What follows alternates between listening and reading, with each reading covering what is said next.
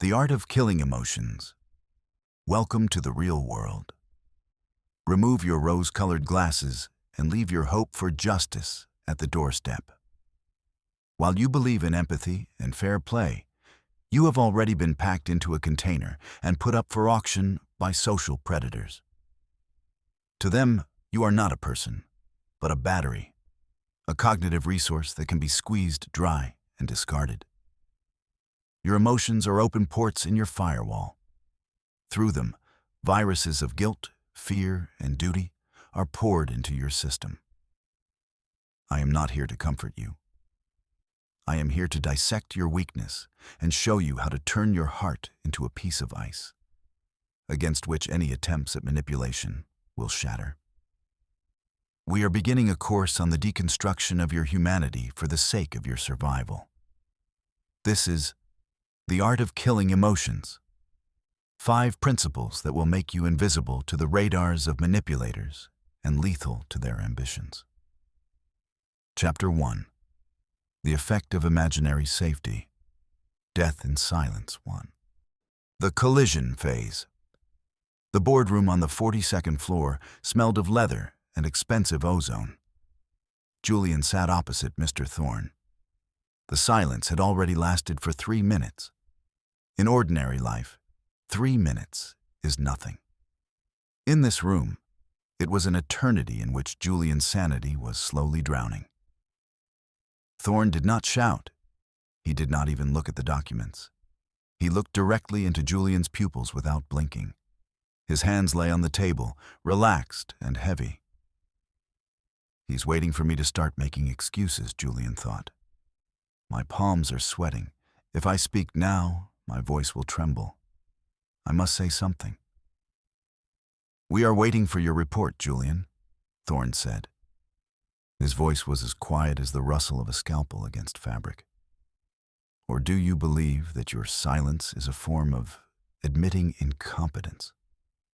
Julian felt his shirt collar become tight. His brain feverishly searched for words to fill this vacuum of silence. He wanted to apologize, to explain the delay in supplies, to cite family circumstances. He had already opened his mouth, committing the main mistake, giving away the initiative because of the fear of silence. 2. The psychological X-ray phase. What is happening right now? Thorne is using an information vacuum. This is a classic tool of dominance. The human brain is evolutionarily programmed to read social silence as a threat of exclusion from the tribe. Neurochemistry. Julian experienced a powerful release of cortisol. His amygdala is sounding the alarm. His body has entered freeze mode.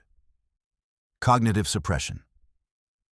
When the level of anxiety goes off the charts, the prefrontal cortex, responsible for logic, shuts down. You become unintelligent before their eyes. You begin to chatter excessively, give away secrets, and expose yourself just to end this psychological discomfort. Micro signals. Thorne reads Julian's quickened breathing and his dilated pupils. He sees that the victim is ready to surrender. 3. The psychological precedent phase. Recall the famous experiment by Stanley Milgram, 1961.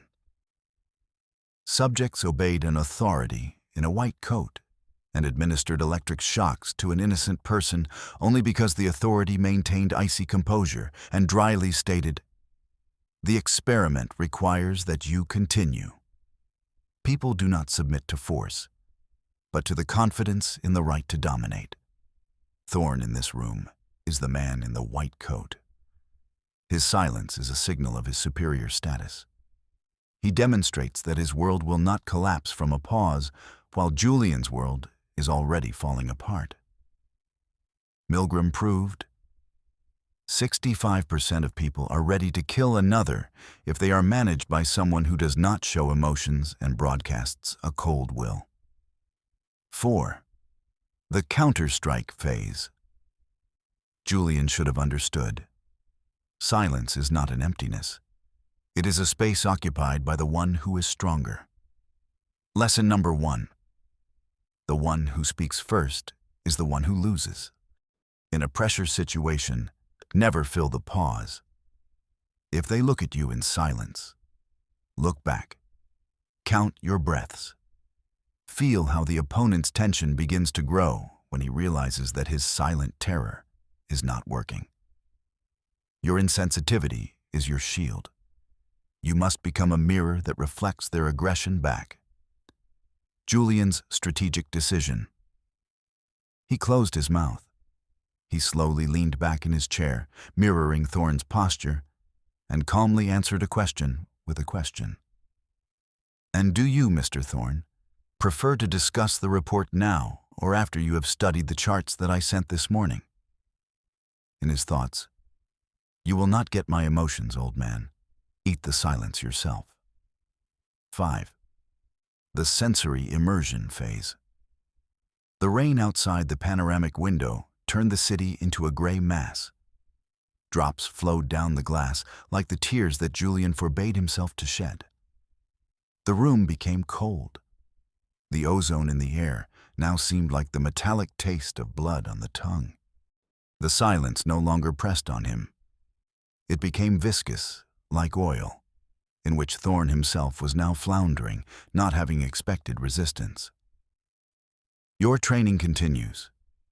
If you thought that predators inhabit only glass offices, you are an ideal target. The most dangerous traps are set in kitchens, in bedrooms, and in cozy coffee shops. Where you remove your armor, it is easiest to hit you in the softest spot, your empathy. Chapter 2. False Vulnerability. The Rescuer, Trap 1. The collision phase. The apartment was flooded with the soft light of a floor lamp, but Mark felt the air around him thicken, turning into syrup. Emily sat on the edge of the sofa. Her shoulders trembled slightly, and the mascara on her left cheek was slightly smudged, just enough to make it look aesthetic rather than pathetic. "I simply do not understand why you are like this with me," she whispered. Her voice broke at the right moment. "After everything I have survived in the past, I thought you were different. I trusted you." Mark squeezed his phone in his hand. 5 minutes ago, he wanted to ask her about the messages from just a friend that he had accidentally seen. He was angry. He was full of determination. But now his anger was evaporating, replaced by a sticky, suffocating feeling of guilt. She is crying because of me. I am a monster. How could I think about her cheating when she has such depression? The voice of reason in Mark's head grew quiet, suppressed by a hormonal surge of pity.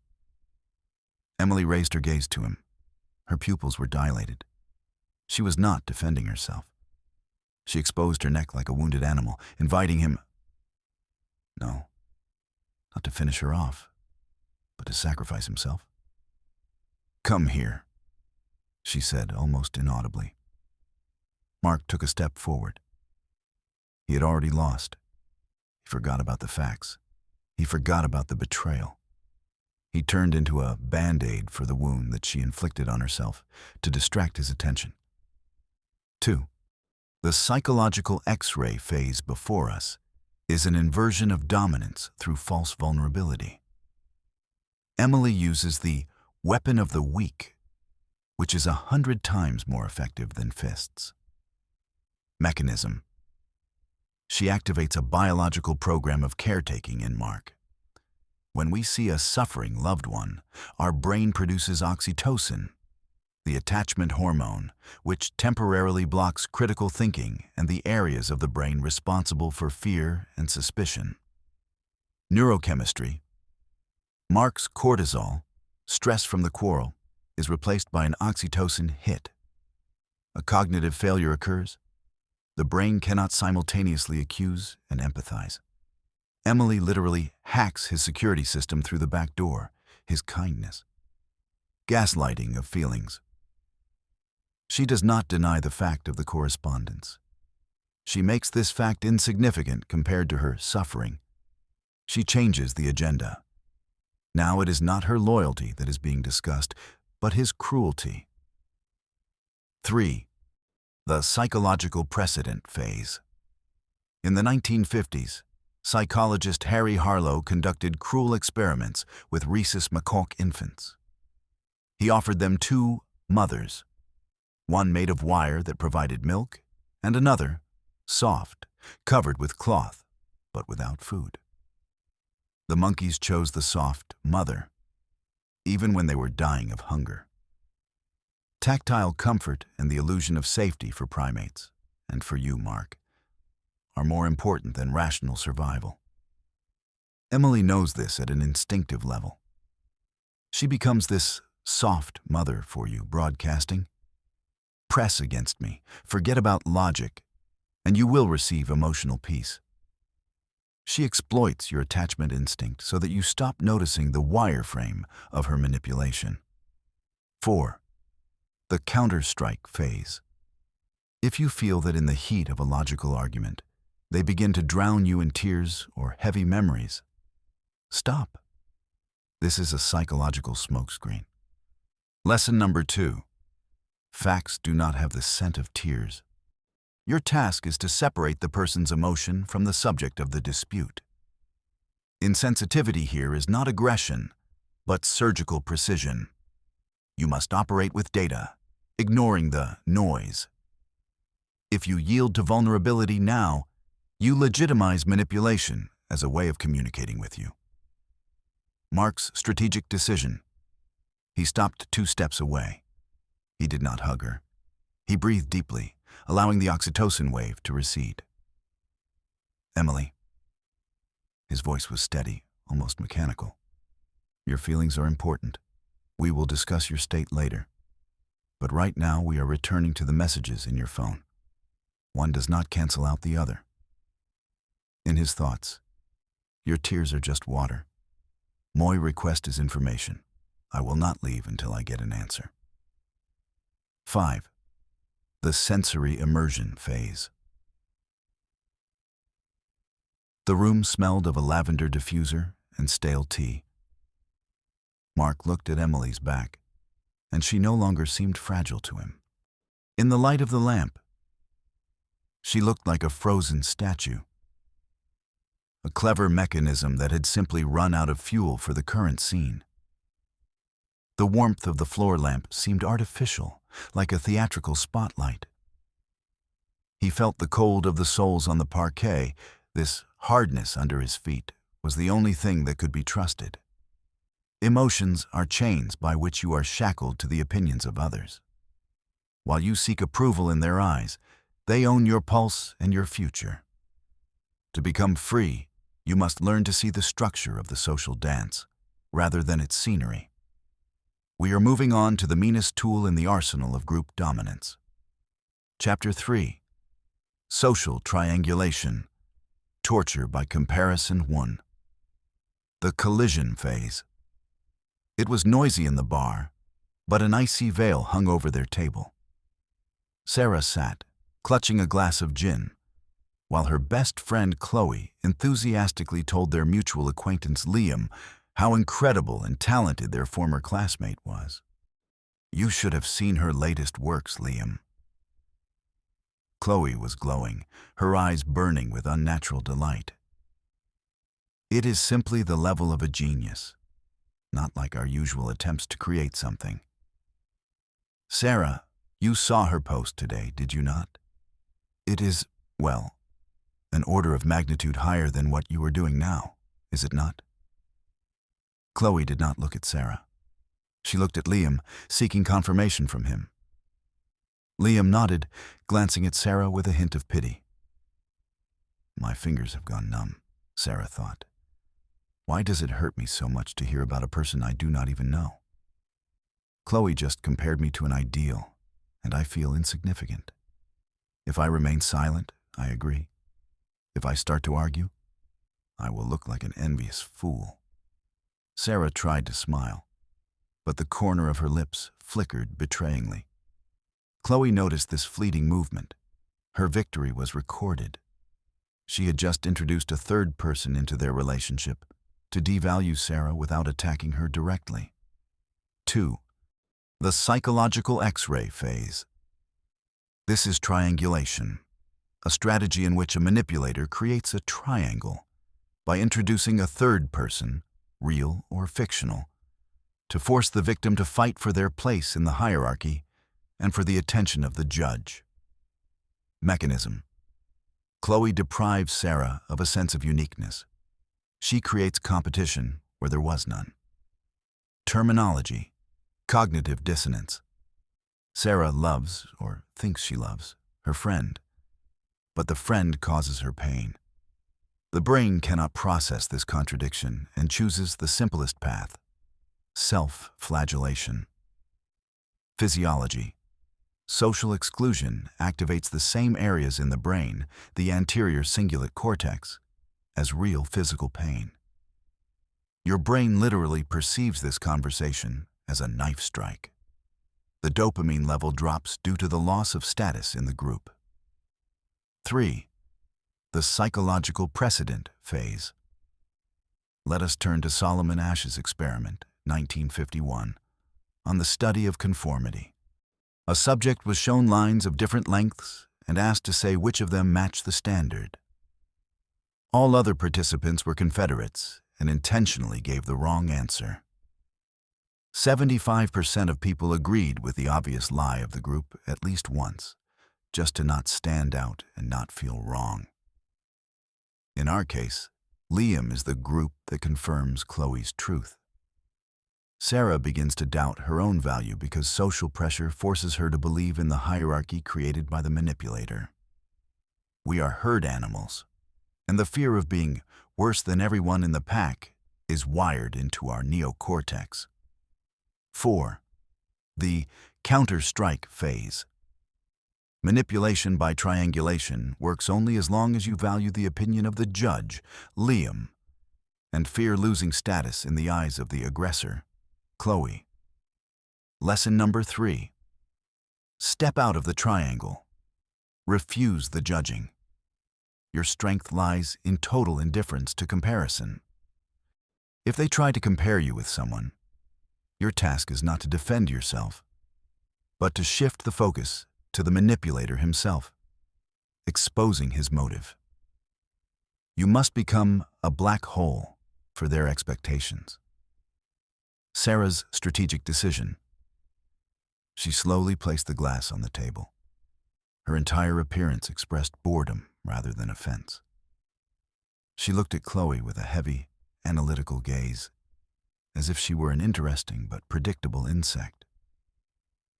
"Chloe," she said in a cold, even tone, "your need to use the successes of others to sting me looks exhausting. Liam, do you not think she is trying too hard?" In her thoughts, "You wanted to make Liam your ally? Now he sees your baseness. The game is over." 5. The sensory immersion phase. The air in the bar became heavy, saturated with the smell of cheap perfume and overcooked oil.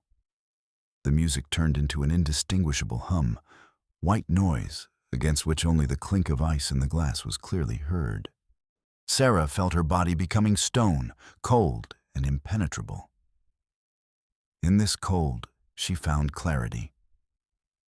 Chloe was no longer a friend. She was merely a biological object that had committed a tactical error. The lamps over the bar flickered like faulty neurons in the head of a defeated opponent. Your sanity is the foundation on which your personality stands. But what if I told you that this foundation is made of sand? Social predators do not just attack your feelings. They attack your ability to distinguish truth from fiction. They steal your reality, leaving you in an emptiness where the only landmark becomes their voice. Welcome to the zone of mental dismantling. Chapter 4. Reality Destruction. The Shadow of Gaslighting 1. The Collision Phase. The kitchen was plunged into semi-darkness. The only source of light was the lamp above the hood, casting long, ugly shadows. Oliver stood at the table, clutching a printout of a bank statement in his hand. Opposite him, Leaning against the doorframe stood Ava. She slowly drank water, looking at him with a light, almost tender sympathy. "Ava, there is no transfer here." Oliver tried to speak calmly, but his voice vibrated with suppressed tension. "We agreed last Tuesday.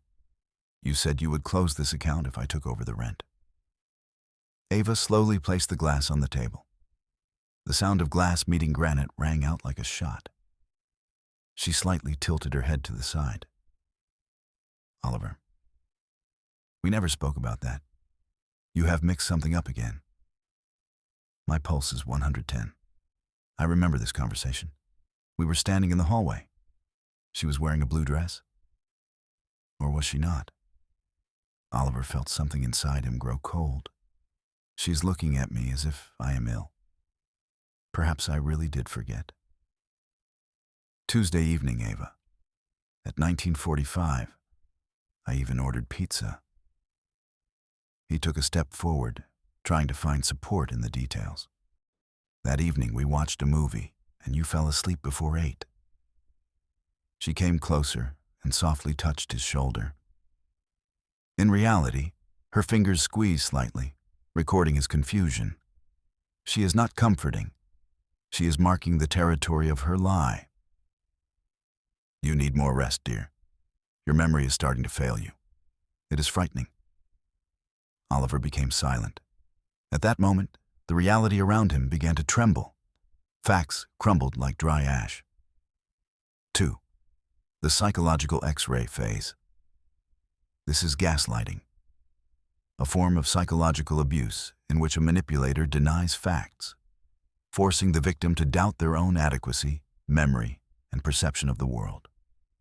Mechanism: systematic denial of the obvious. When a person you trust confidently says, "This did not happen," your brain finds itself in a state of cognitive dead end. Neurochemistry.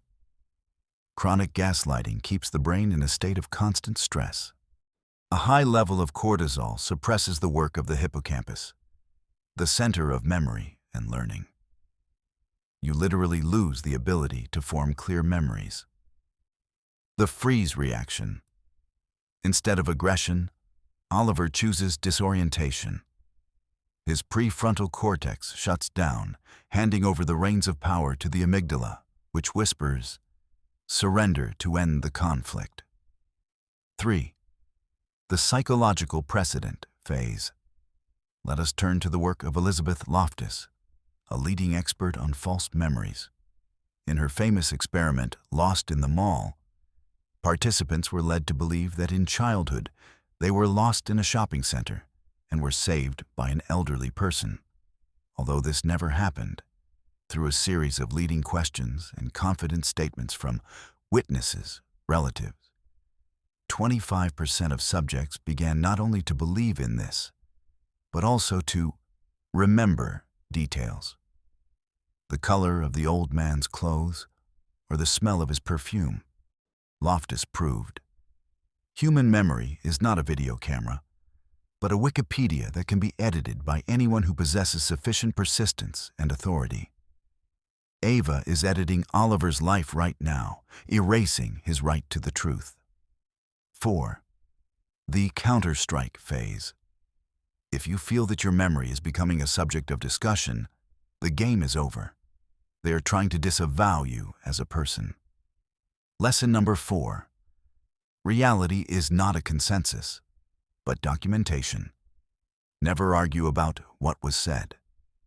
As soon as you enter a discussion about the reliability of your memory, you admit that your memory might be false. Your response must be radically pragmatic. Oliver's strategic decision. He did not start recalling the details of the pizza or the dress. He removed Ava's hand from his shoulder and looked her straight in the bridge of her nose. This look confuses manipulators accustomed to eye-to-eye contact. "Your version of events does not match my data," he said in a dry, colorless voice. "From this moment on, all of our financial and important agreements will be confirmed in writing. Since you believe that I have memory problems, You will be the first person interested in protocoling. In his thoughts, you wanted to make me insane? Now you will deal with an accountant. 5. The sensory immersion phase. The kitchen seemed like a sterile operating room. Oliver saw the reflection of the lamp in the glass of water. It trembled like mercury. Outside the window, an ambulance siren wailed, and this sound emphasized the surgical coldness of the moment. Ava stood motionless. Her face in the shadow seemed like a wax mask. The air became dry and dusty, like in an old archive. Oliver no longer felt fear. He felt only the necessity to record every step, turning his life into a cold report. The finale is near. You have passed through the crucible of silence, tears, comparisons, and lies. Your armor is now thick enough to not let through the small bullets of social manipulation. But the last frontier remains. Your own need to be good. Your internal attachment to human values that make you vulnerable. It is time to kill the last enemy. Your conscience, imposed on you by the weak so that you do not become strong. We are moving to the peak of the strategy, the will to power. Chapter 5. Radical Pragmatism. Predator Sovereignty 1. The collision phase. Mr. Sterling's office was drowned in the shadow of an old oak. The old man sat in a massive chair. His hands, covered with age spots, trembled as he pushed the will toward Ethan. This was not just a document. It was a leash. Ethan, you were always my favorite. Sterling's voice sounded cracked, with that very rasp that usually causes people to want to help. But this business, it relies on loyalty. If you sign the waiver of your share in favor of the Common Good Fund, you will prove that you are a true Sterling. You will prove that you are not as selfish as your father. Ethan looked at him. His face was a blank slate. Not a single muscle flickered. He noticed how Sterling licked his lips, a sign of severe dehydration from stress. He saw the old man's pupils narrow as he tried to catch Ethan's gaze. You surely do not want the family to turn away from you? Sterling added, putting maximum fatherly pain into his voice. He is playing on my fear of exile, Ethan analyzed. He is using the archetype of the wise elder to turn me into an obedient child. If I show even a drop of warmth now, I will become a beggar. His common good is merely a way to preserve his influence at my expense. Ethan slowly took the pen. He did not sign. He simply placed it on top of the document, covering the text. The silence in the room became tangible, like cold steel. Family is a biological construct for the survival of the group, Ethan said. His voice was devoid of any intonation other than the statement of a fact. But right now, the group is trying to devour its strongest member. I will not sign. And furthermore, I have already bought up the debts of the fund you are talking about. Now you work for me. 2. The psychological X-ray phase. Before us is the moment of a total rupture of the emotional contract. Ethan applied radical pragmatism, discarding the concepts of duty and family. Mechanism. Seizing control through financial dominance, supported by a complete emotional calm. Ethan does not enter an argument about morality. He moves the game into the field of the pure mathematics of power. Terminology. Emotional autarky, self-sufficiency. This is a state in which external stimuli, approval or censure, no longer cause a neurochemical response. Physiology. Ethan has activated his dorsolateral prefrontal cortex, responsible for calculation and strategy, while his limbic system, the center of emotions, is completely suppressed. He is in a state of cold flow. His brain works like a supercomputer for which Sterling is not a grandfather, but a variable with an expiring shelf life. 3. The psychological precedent phase. Recall Friedrich Nietzsche's concept of master morality and slave morality. Slave morality values compassion, humility, and kindness, qualities that make a person convenient and safe for society. Master morality values strength, will, and the ability to set one's own rules. Nietzsche argued that amor fati, love of fate, is not submission to circumstances, but their full acceptance and transformation into a tool of one's will. In psychology, this resonates with the concept of an internal locus of control in its extreme form. Ethan does not wait for fate or family to give him the right. He takes this right himself, killing within himself the need to be good in the eyes of others. He has become an overman in miniature, the one who stands on the other side of good and evil. 4. The counter-strike phase.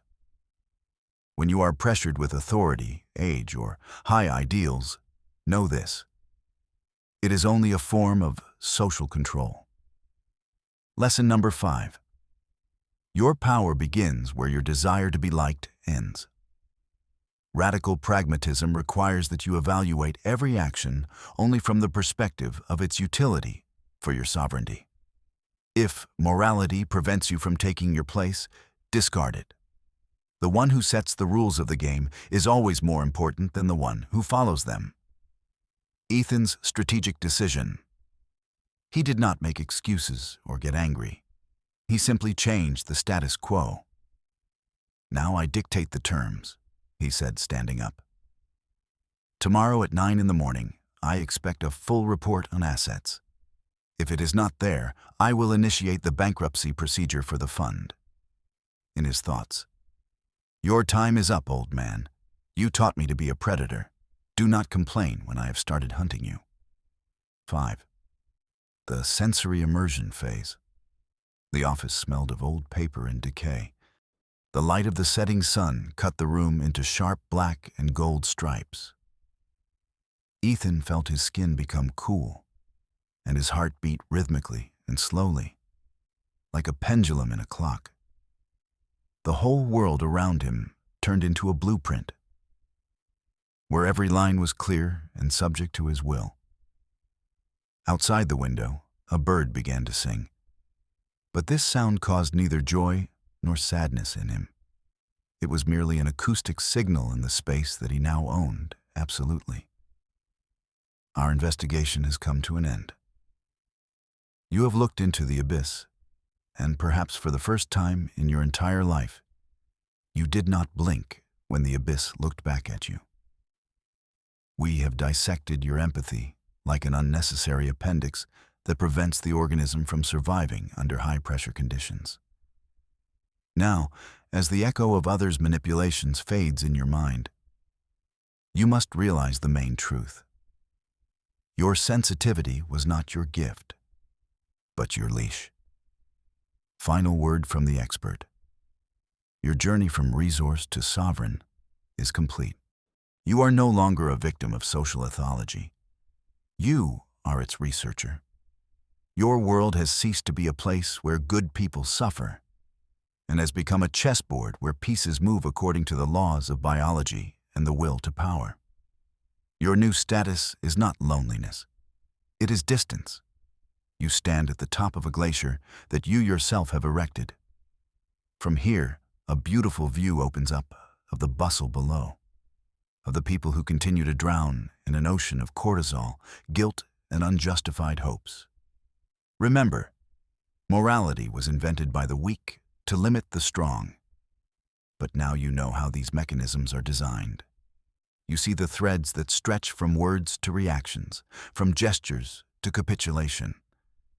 And most importantly, you no longer allow these threads to touch you. Your new reality. Your heart now is a cold, perfectly tuned engine. Your eyes are scanners reading the micro-expressions of lies and fear. Your voice is a tool capable of both creating a deafening silence and delivering final verdicts. The world has not become kinder. but it has become clearer. You have learned to kill emotions, not for the sake of cruelty, but for the sake of freedom. The freedom to be the sole author of your biography.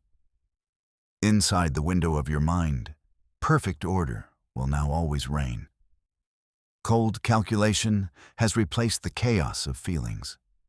You have become the person others are afraid even to imagine themselves to be, free from human weakness. Go and rule. Not because you need approval, but because you can. Your sovereignty is your highest reward. Knowledge of the mechanisms of the psyche is your primary freedom. Subscribe to explore the hidden facets of human behavior together. And be sure to write in the comments which psychological pattern or strategy we should dissect next time. Let us seek the truth together.